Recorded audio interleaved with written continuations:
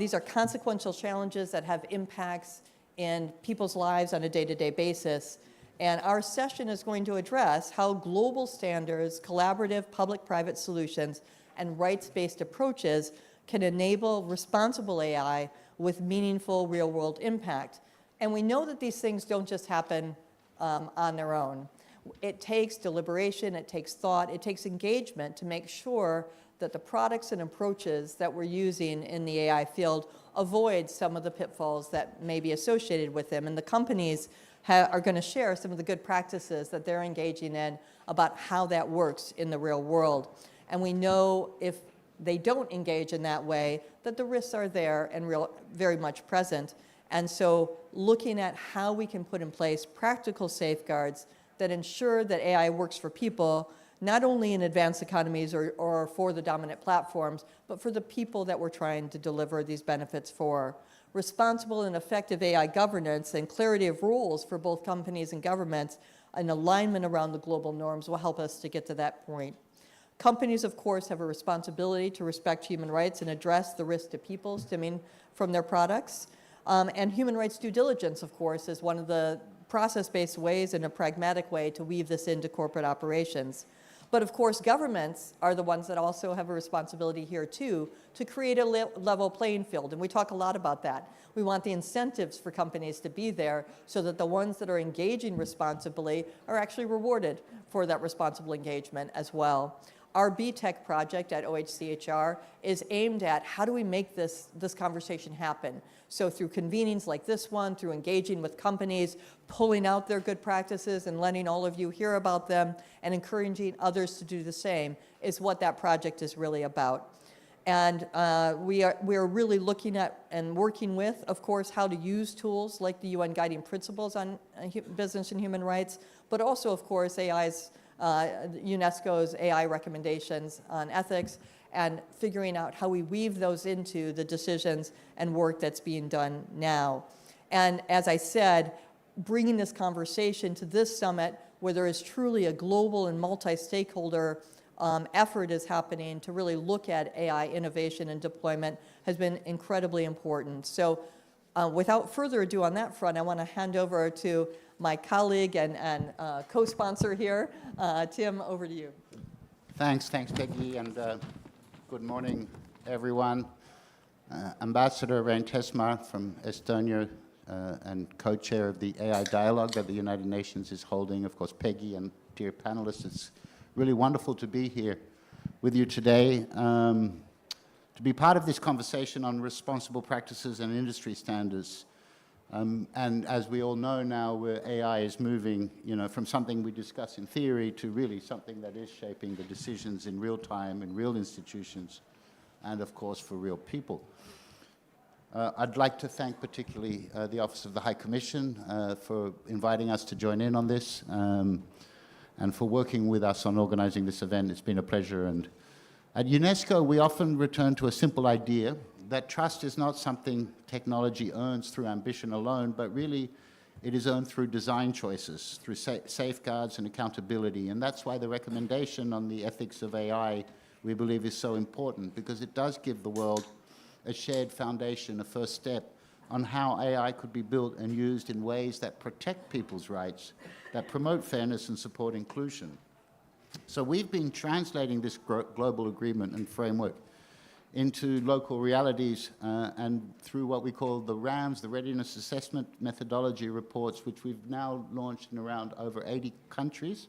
And just 2 days we did India's Readiness Assessment Report. And these assessments provide a kind of clear-eyed look at how regional landscapes can evolve, inviting us to move beyond theory and towards this responsible human-centered deployment of AI we hear about. And so by grounding in innovation in these evidence-based diagnostics, we hope to ensure that progress remains aligned with those shared values. But of course, a recommendation only matters if it can be applied by people who are actually catering, creating, and using AI. And so that's the purpose of the initiative I'm going to introduce today, and I'm very happy to say that UNESCO, in partnership with LGAI Research, is developing a global massive open online course, or a MOOC, as more commonly known, on the ethics of artificial intelligence. And the course will be developed on Coursera, delivered on Coursera, with a very clear goal to make AI ethics learning accessible to a wide global audience and to make it practical for day-to-day work.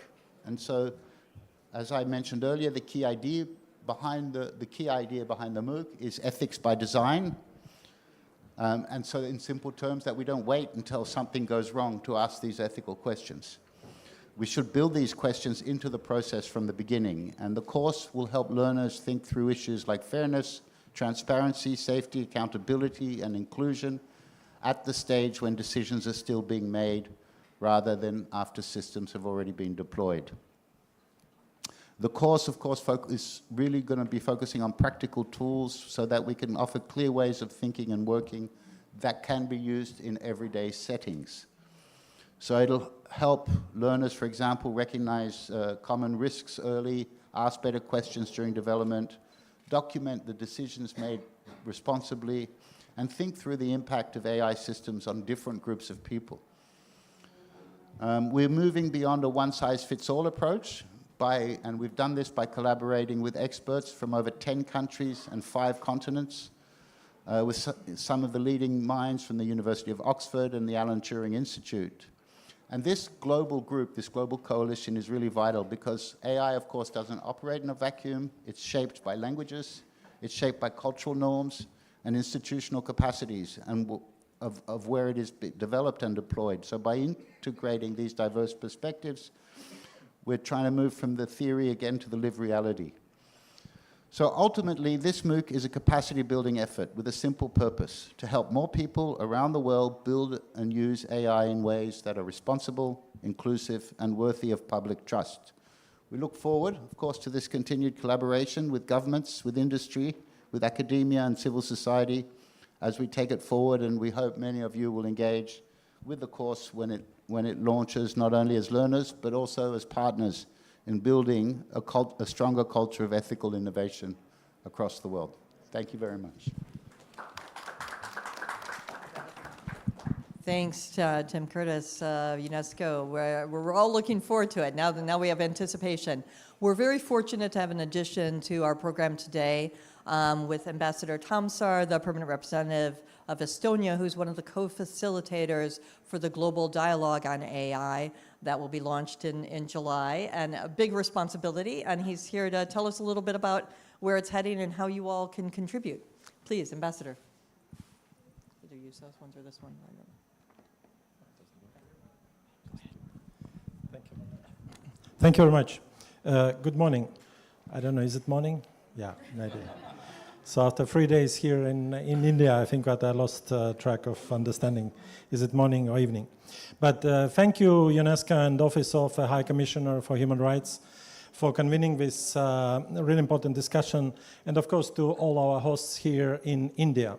And I also thank partners who contributed to this work. Today I'll speak on behalf of 2 co-chairs of United Nations Global Dialogue on AI Governance, and 2 co-chairs are from Salvador and Estonia. The first Global Dialogue on AI Governance was mandated by all member states through a General Assembly resolution adopted in August 25. So this is a member states-driven process. It belongs to every country, to all member states. And its task is very practical, while its scope is multilateral. So the aim is, to come together. It is a platform where governments and stakeholders exchange best practices and experiences. And this, we believe, can strengthen international cooperation on AI governance and ensure human-centric AI supports sustainable development and reduce, indeed, digital divides that are already there. So we've engaged with member states and different stakeholders about their priorities, and let me bring to your attention 4 points from these priorities. So first, They want safe, secure, and trustworthy AI systems. And the trust here, of course, is an absolute key word. Second, they want to close capacity gaps. Many developing countries need infrastructure, skills, and compute to participate fully in AI economy. And inclusivity and equal access are essential here. Third, they want governance approaches that can work across borders and be practical. So fragmentation raises the cost and weakens trust. So interoperability is absolutely key. And fourth, and that is, I think, quite actual here, they want AI anchored in human rights and international law. And this includes protecting vulnerable groups, addressing bias and discrimination, and ensuring oversight and accountability. Now, we know human rights are not optional. They are part of a mandate agreed by member states. And today's focus on responsible practices and industry standards responds directly to these priorities. And standards turn principles into action. They shape risk management, they clarify accountability, they guide human oversight, and they give companies and regulators tools they can apply in real systems. So let me say that the global dialogue will not, and I guess it cannot, impose one single model.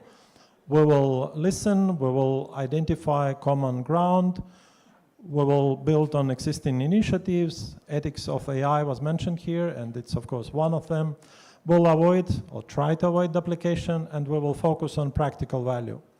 So I encourage you to bring your experience into this process, share what works, share what doesn't work, help us identify approaches that can scale across regions and level of capacity. And in best case, if we succeed, and failure is not an option, safety and trust will be visible in how systems are designed, deployed, and governed. They will be reflected in real safeguards and in benefits that reach more people, and this is very important for us. So I thank you and wish you a productive day, practical exchanges that move our common work forward. And with this, I give it over to the real experts and panel. Thank you very much. Thank you, Ambassador. Thank you, Ambassador. Wonderful to have you with us, and I think we're all looking forward. We're looking forward to having all of you join us in Geneva in July.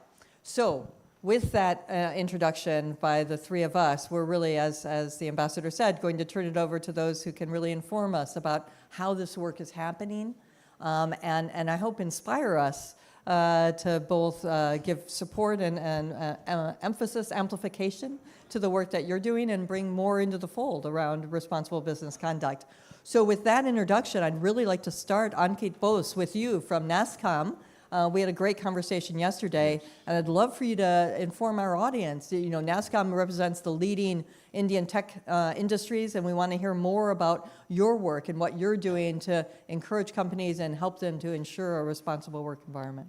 Thank you so much for having me here, and it's my pleasure here to address the audience. So NASSCOM has been there for almost 4 decades plus, right? We have been helping the tech industry in the country to shape and change the whole agenda for the country. I think that's what we have been doing, specifically on responsible AI and trust, right? I think the mission for NASSCOM started 2021. So we started with a gap that we were seeing a lot of AI was getting developed, but again, I think we found that there was some missing element. That was the responsible, the trust, the human element, right? I think that is how the mission started. From that point in time, our main core objective has been to develop open assets, right? Build capacity, build adoption, right? And I think help all the different components in the ecosystem, right? Right from the government to the startups, to the SMEs, right? All of them. So we have been trying to help them go up the ladder and really become aware. I think not only the gloomy side of AI, but also the bright side. If they adopt responsible AI governance practices, right, at the early, they can have a big upside. I think that's what we have been doing. Can I ask, Ankit, how does this work? You mentioned that full range of companies that are involved, and one of the topics we spoke a bit about yesterday is the difficulties sometimes in when you have big companies, we have some of them represented here, but also startups and small and medium enterprises. How do you differentiate? How do you make sure that we're engaging across that very differentiated group of industry? Yeah. So I think if I segregate, right, I think they're the big techs, right? Then there are the services companies. Then there are the middle size, small, and startup. I think all 5 of them have different sort of engagement, right? The big tech, I think, are playing on the front foot, right? The services companies have to follow their contracts, right? The bigger services companies. The medium tier companies, they are really trying to understand how they grow their AI base, at the same time build, that services or product using right governance principles. But again, I think the bigger support is needed from the the small and the startup, right? Because they are really fighting for day to day, right? I think, and believe me, I think a startup founder has to first build a business, a tech, a team, right? And also get funding, and parallelly focus on a lot of things around governance, right? I think in that whole journey, we have seen they are putting it at a second or probably the side burner, which is something which we say is a complete no-no. If you do that, when you're building a product, right, you might miss when you're scaling. I think that's what we have seen. Great, thanks very much. I think we're going to turn to the scale side of it now with Alex. You're next in line. So Alex Walden, you've been working on these issues within Google, and I think one of the insights that I've learned from you over the time we've known each other is really how complex it is to bring to product teams and those that are on the technologist side some of these issues of responsible business conduct and human rights. And give us the benefit of your wisdom about how that works and how we can do it better.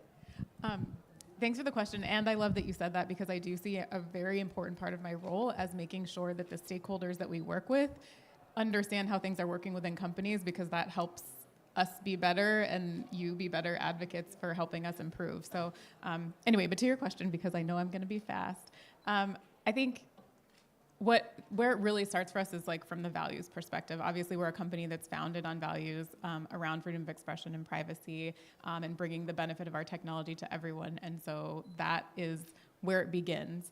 But obviously, we have things like, ultimately, it's the sort of governance inside of the company that is what permeates throughout the 180,000 people that work at Google to ensure that we are being responsible in the way that we're developing AI. So as a baseline for us, responsibility and thinking about what responsibility means has to start with human rights, and then we can build from there. So we have a corporate policy that says that we have a commitment to respect the UN Guiding Principles on Business and Human Rights.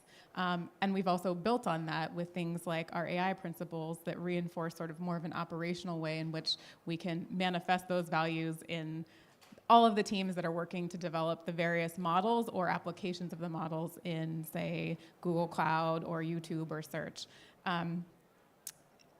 Just to maybe hone in a little bit on the types of standards that we're using, because I think that's important, because there's so much work being done in our ecosystem. We use the UN Guiding Principles. We use the work happening at the OECD, the work at UNESCO, and engagement with our peers in industry through the BTEC project, through Global Network Initiative, and this is just a few. But all of the guidance that comes out of those places and the dialogue that happens there helps us ultimately inform how things are working inside the company. And then just one layer down, and then I'll stop. I think, having programs and processes like training and dedicated teams, ultimately that's how you operationalize this through getting a product to market. And so I can say more, but I think those are kind of the big picture structures for what's required for a company to do this at scale. So, I'm not going to let you off the hook quite that I got easily. more. So, look, we know that this isn't always easy, though, right? That there are obstacles to really convincing people it's worth the time. I've been in the room where hand-wringing is described as no more hand-wringing about safety. We need to just move forward. And I'm sure there are pressures that you face, and as the lead for human rights within this company, trying to get your message heard. Tell me a bit about how you've been able to sometimes surmount some of those necessary challenges that you might see from that different perspective on whether or not these are hurdles or supports for the company to do its mission more effectively. Yeah. Well, I mean, I think in general, we have sort of corporations are incentivized to put products on market that are safe and that are trusted by our consumers. The people know Google best through Google Search or Gmail, the varieties of consumer-facing ways they're engaging with our products. And so we do have an inherent sort of market business reason to put out products that people trust and deliver good outcomes. And so we have to have processes inside that make that real. And so what we do is we have model requirements just at the most granular level. Before any product goes to market, there are model requirements. And so those teams are focused on ensuring that they're validating the data and doing testing and doing evaluations. And that's at the model level. And then at the application layer, we have requirements for teams to be, again, doing testing, additional evaluations, setting additional guardrails, and focusing on what mitigations are going to be put in place for, again, things like Gemini before that gets launched. And then we have to have executives review these things. So before anything goes to market, leadership needs to understand what the risks are and how we're mitigating them, and have a plan in place to address that. So that is an important part of the process for us. And then last, we have post-launch monitoring, because obviously we can do all of the testing in the world, but once you've launched a product, there may be novel or new or residual risks that arise. And so we have to have a process for continuing to monitor that, understanding it, getting feedback, improving the products over time. Great, that's super helpful, Alex, to understand that multi-layered approach that needs to happen within companies, including, I think, that executive level that you mentioned. I mean, the signals from on top will actually inspire all of those other levels to do what we're hoping they'll do. And we have another example with us of some of these practices. I want to turn to Hector de Villard, who's the Director of Responsible AI Public Policy at Microsoft. And we want to hear more about what you're doing to embed responsible policy practices within Microsoft's approach. Thank you very much, Peggy, and thanks for having Microsoft here. So maybe I want to start with the inception of our responsible AI approach, which was in 2018. And at that stage, you didn't have codes, directives, regulations, frameworks guiding our approach. We're nearly starting from a blank page.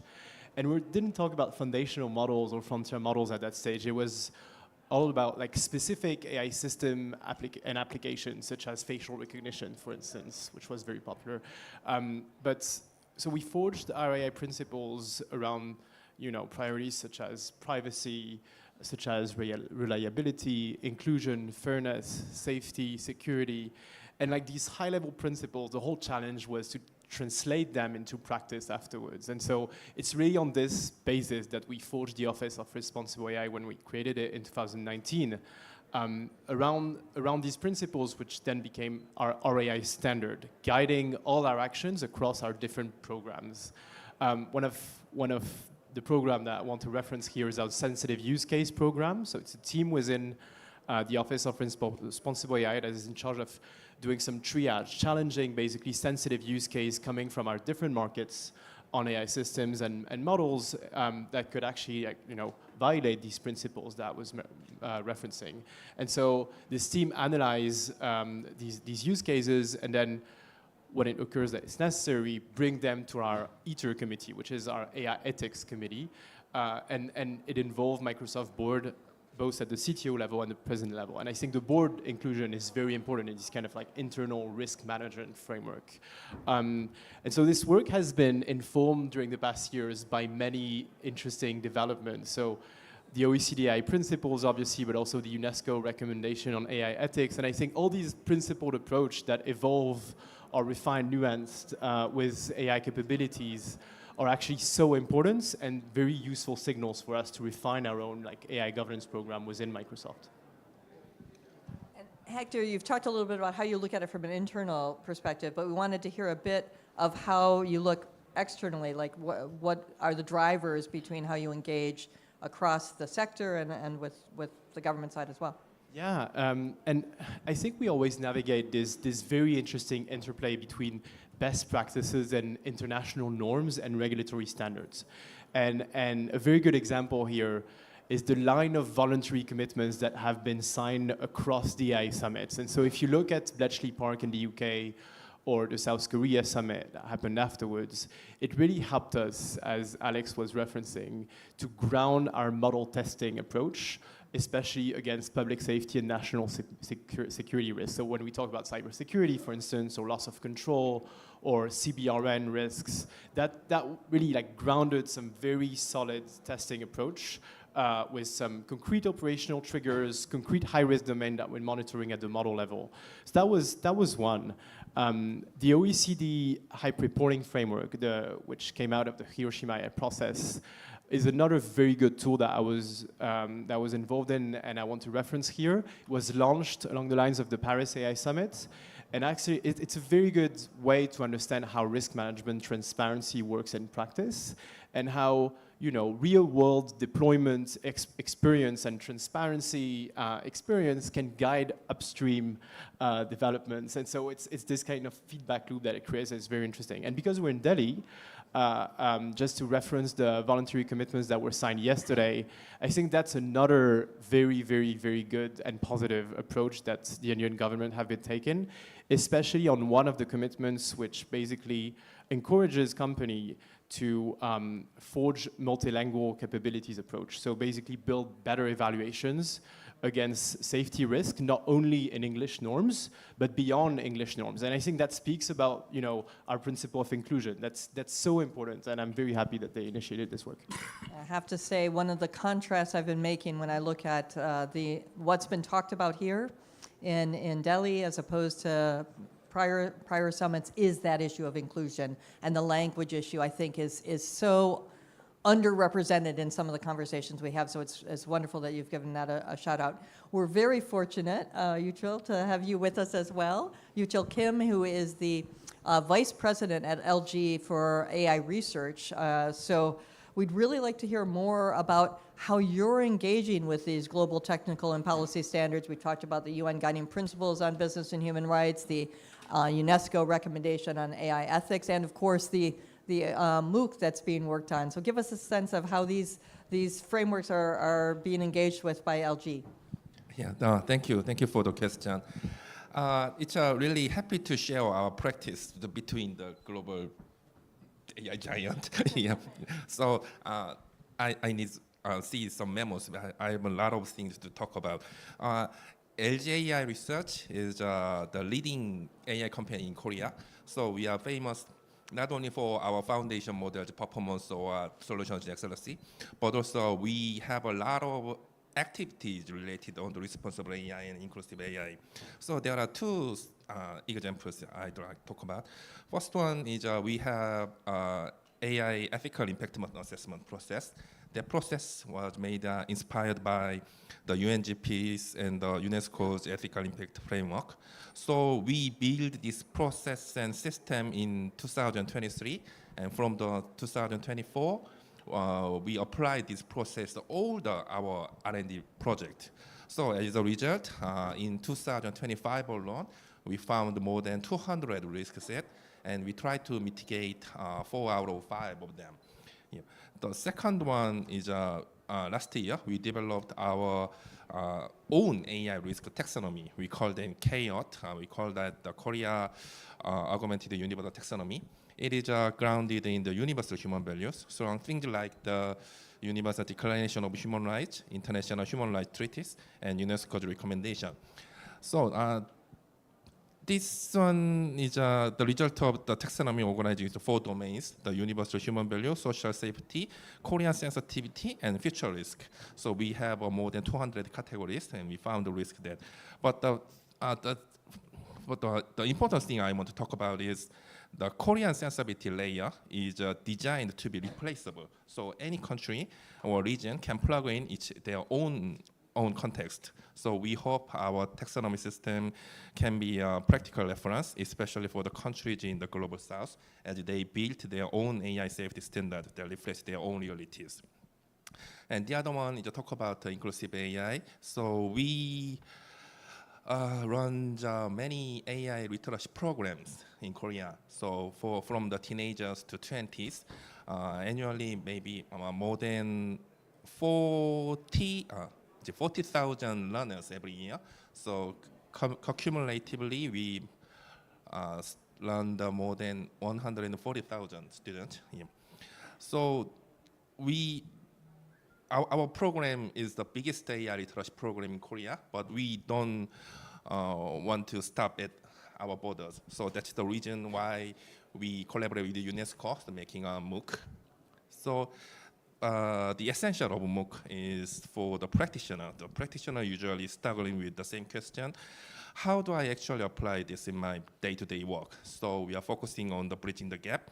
So we provide the best standard risk. Yeah. So we get a lot of risk, Timothy mentioned. So we also contribute to our own experience. So I previously mentioned about our process and we made also our AI-powered data compliance system. And also I will mention soon we have an annual report about the AI ethics activities.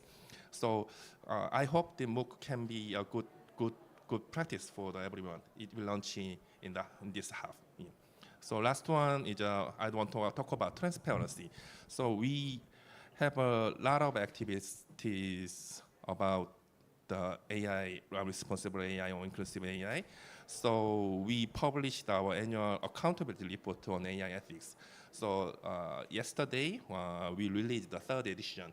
So here's just some QR code of that. Yeah, I will spread out after our session. So please refer my documents. Well, yeah, thank you.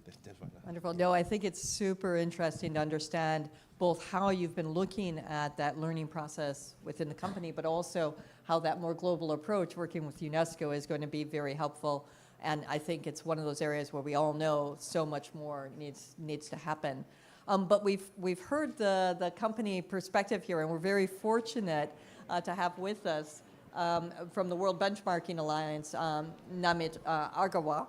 And Namit, I think one of the things that we've talked about is how we incentivize the race to the top amongst all of these actors in this space. And you're going to, I hope, give us some insights based on the work that the World Benchmarking Alliance is doing about how capital and investment can be used to make sure that innovation is being approached in a responsible way. Over to you, Namit. Thanks for having me here. And I'm not representing investors, but we do work with several stakeholders, including investors, civil society, governments, and companies. So we are a nonprofit, and we try to strengthen accountability of the world's most influential companies so that their impact on people and planet can be sustainable. We also assess the world's most influential tech companies on whether they are advancing a trustworthy, rights-respecting, and inclusive digital future, using standards such as the UN Guiding Principles, but also others that were mentioned by my fellow panelists here. Our role is to provide comparable, credible, and standardized data that our stakeholders can use because it's an ecosystem approach. So how can they work together in doing that? So capital can definitely incentivize innovation and responsibility, but capital alone cannot do that.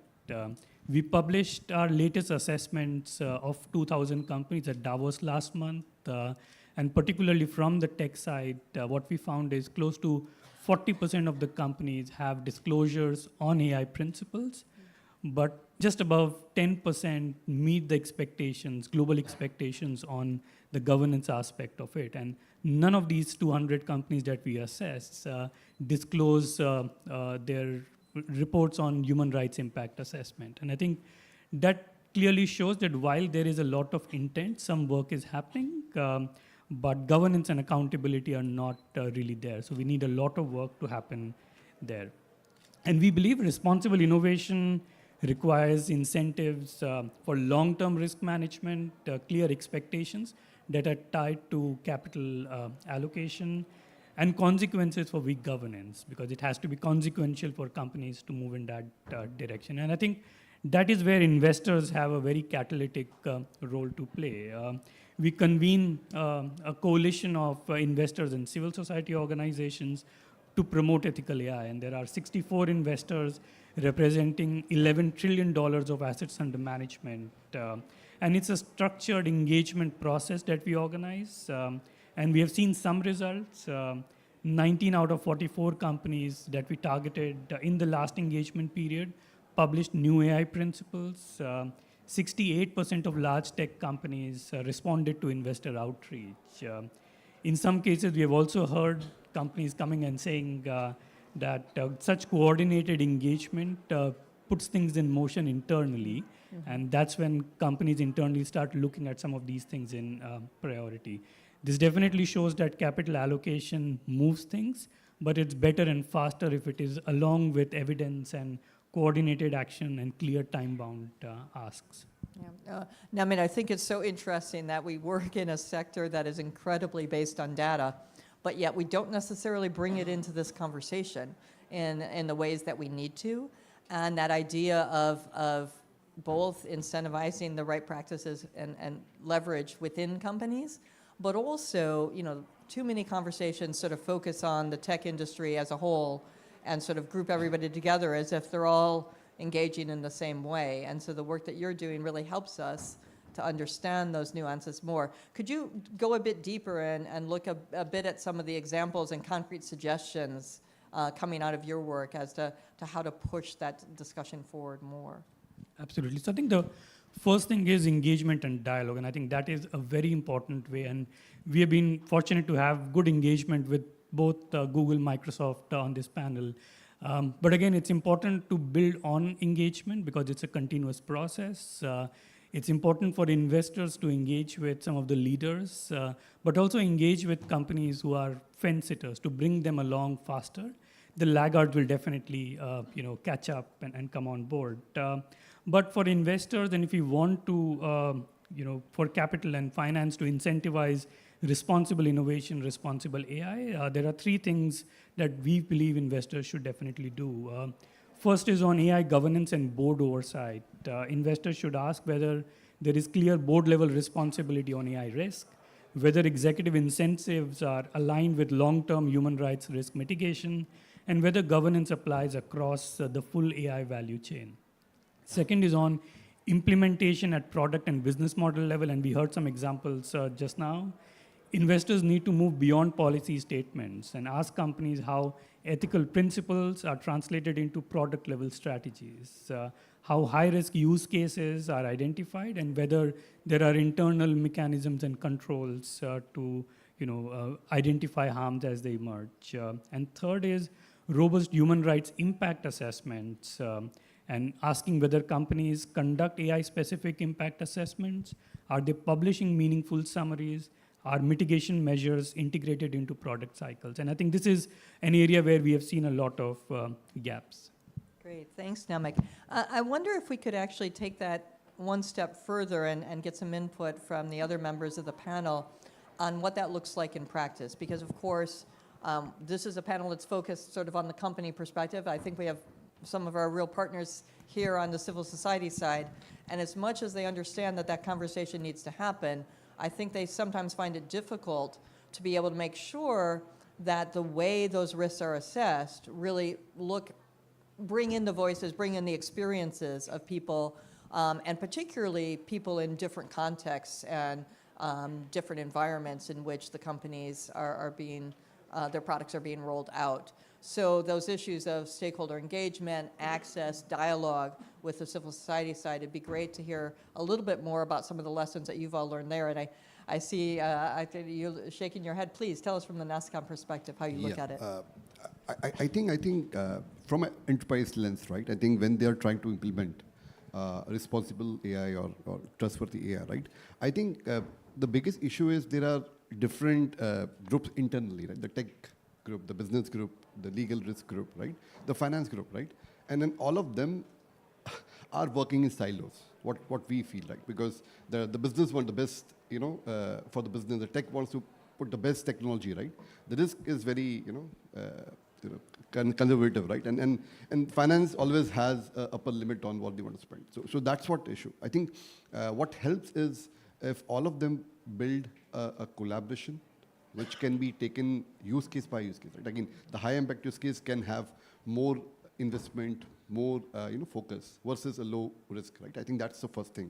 The second thing is I think what from NASSCOM lens, what we are seeing, there's a lot of frameworks which are getting developed. Right? Every country, every place you go, there's a new framework. Right? But from the framework heavy, or the concept heavy to action is not happening. I think that's a big gap, right?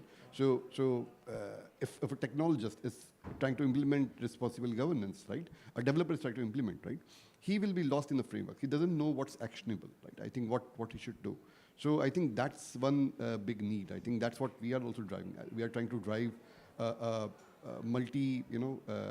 multi-different organization-led approach where we have all different, different sizes of organizations, where we come together and start discussing, collaborating, implementing, right? I think that's the second nugget, right? I think these are 2 points. I know time is up. No, that's great. I mean, I think it shows that that collaborative effort is going to be super important rather than the siloed approach for so many practical reasons as well, that companies can only respond to so many different frameworks. And what they need to do is have the simple guidance and support that they need to actually implement at this stage.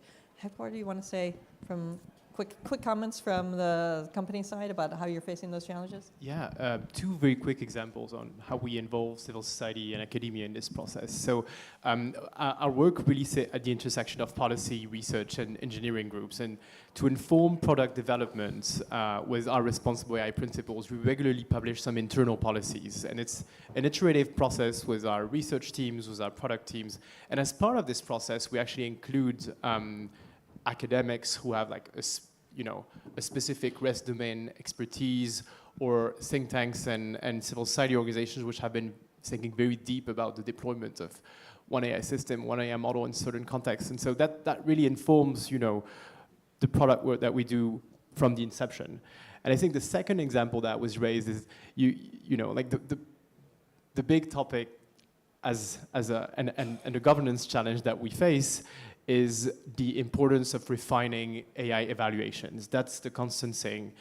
And in India, for instance, we've been working with some NGOs around a project named Samishka to build some community-led benchmarks, which is basically a safety tool that we include afterwards in the system construction, to really get data sets that are grounded in a community with a specific cultural aspects, specific contextual aspects. Because if you just translate safety tools from English to another language, you lose all the context for which this safety tool has been built. And so that's another example of, really an area where we need more cooperation between civil society and governments and companies. It's really how do we build these safety tools beyond English norms, such as in India.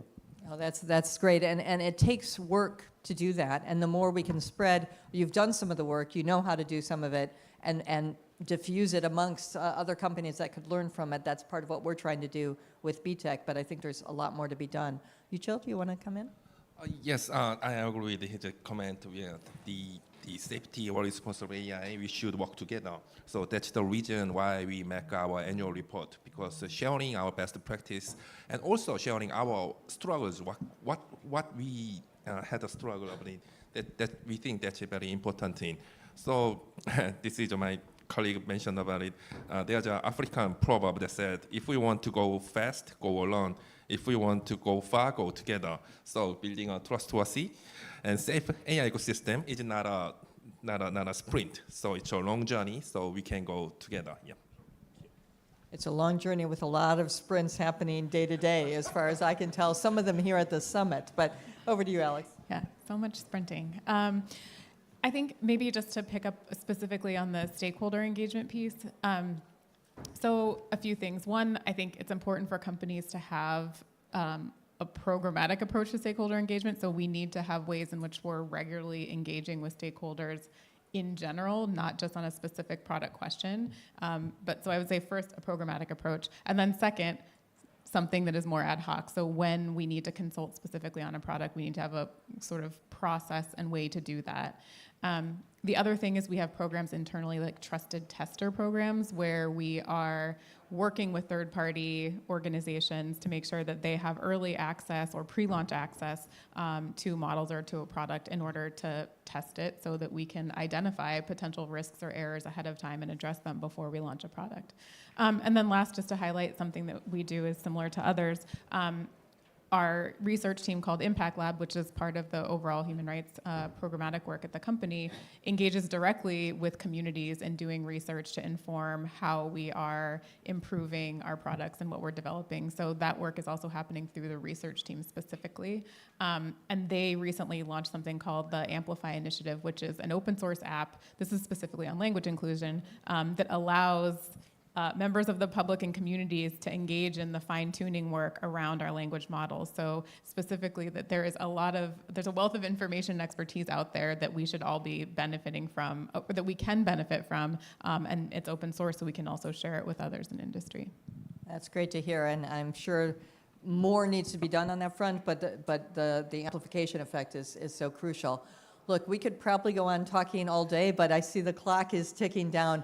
Fortunately, rather than us try to draw the conclusions from this, we've welcomed in another speaker to give us some concluding remarks, to pull some of these pieces together. I'm very happy to invite Parite Adani from Cyril Amarchand Mangaldas to help us think through some of these issues. Please.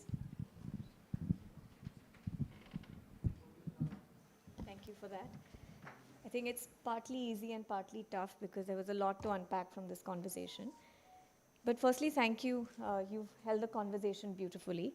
And thank you to UNESCO, United Nations, NASSCOM, and everybody in this room who brought their knowledge, their conscious to this conversation. Actually, I just want to talk a little bit about a conversation with the machine. As we were thinking about this topic and we were engaging on this issue, I wanted to share something that I feel resonates with a lot of what you've talked about. I did something in preparation. I decided to ask the tools that we're talking about over here a question that we avoid asking ourselves. I'm talking to the tool, do you have ethical limits? Do you understand the difference between what it can do and what it should do? And I'm going to quote verbatim. At a conscious level, the answer is I don't know, and neither does anybody else. Sorry.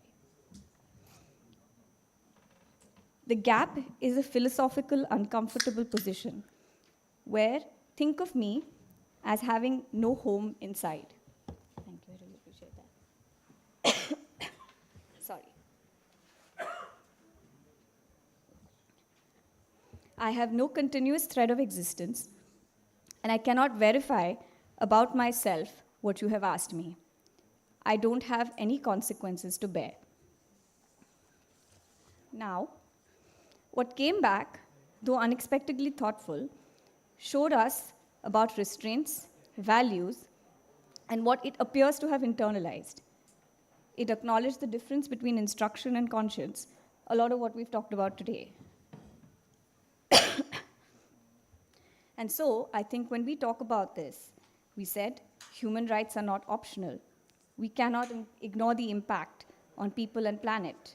We have to make incentives for good governance. So when a tool cannot understand this for itself, I think we have to do the job. What we have chosen in India, and when we're having this conversation, this location is not ceremonial, it's very deliberate, that we have thought about innovation over restraint. And we have to think about that being the right choice.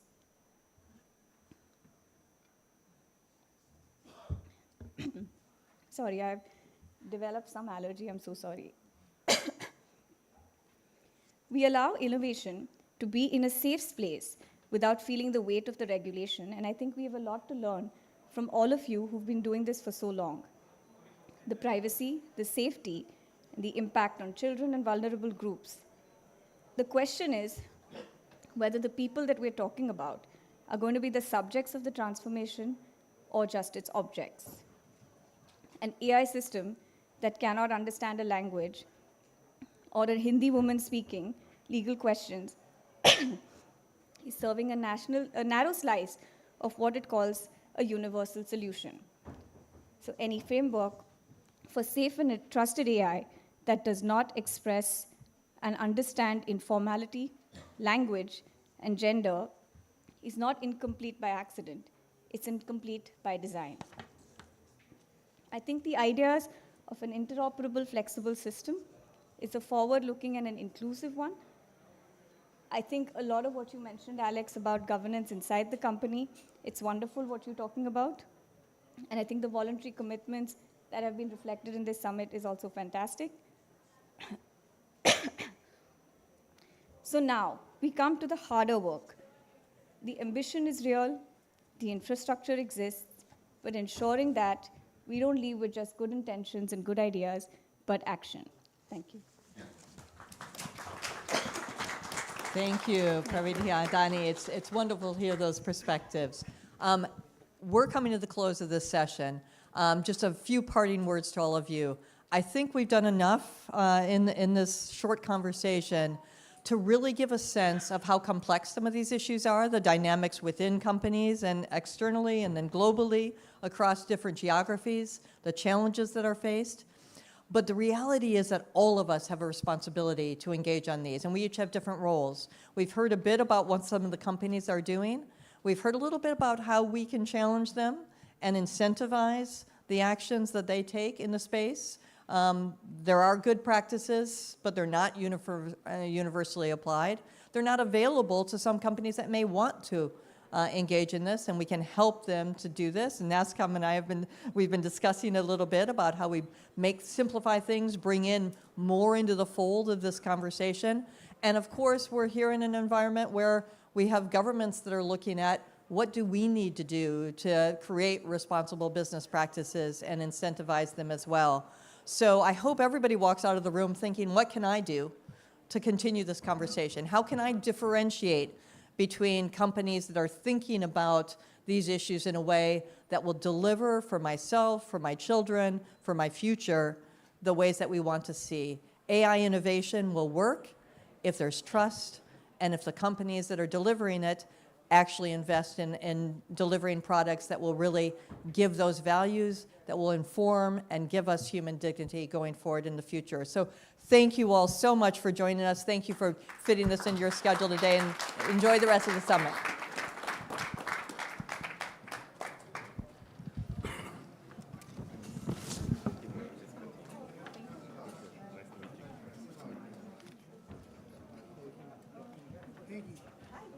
Hi, Peggy.